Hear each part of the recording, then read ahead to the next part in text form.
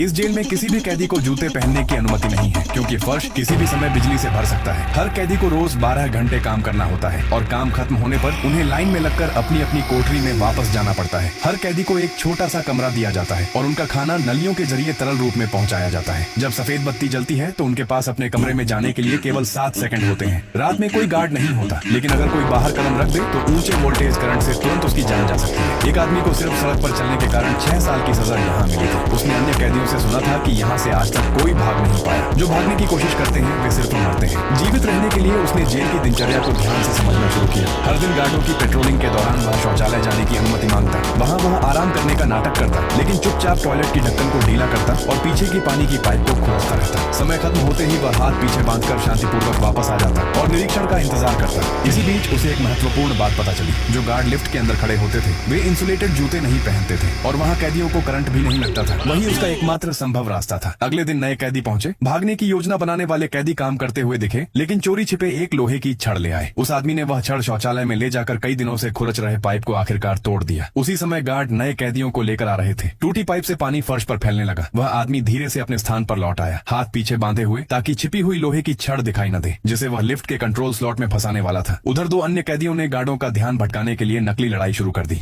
यही वह पल था जिसका वह इंतजार कर रहा था। उसने लोहे की छड़ें लिफ्ट के कंट्रोल स्लॉट में घुसेड़ दी। तुरंत अफरा तफरी मच गई। गार्डों के पास हथियार थे, लेकिन उनकी संख्या कम थी। वे रेडियो में चिल्लाने लगे कि कंट्रोल रूम फ्लोर को बिजली से भर दे, लेकिन जैसे ही करंट फैला कैदी एकदम उछलकर मेजों पर चढ़ गए। जो नहीं चढ़ पाए वे तुरंत करंट की चपेट में आ गए। फर्श पर फैला पानी शॉर्ट सर्किट का कारण बना और पूरी पावर सिस्टम बंद हो गई। बचे हुए गार्ड बिल्कुल लाचार थे। कैदियों ने उनके हथियार उठा लिए, कंट्रोल रूम पर धावा बोला और सारे सुरक्षा सिस्टम बंद कर दिए। एक एक करके सभी कोठरियों के दरवाजे खुल गए। जेल एक झील के बीच बनी थी। चारों तरफ सिर्फ पानी था। कोई और रास्ता न होने पर कैदी झील में कूद गए और दूर किनारे की ओर तैरने लगे।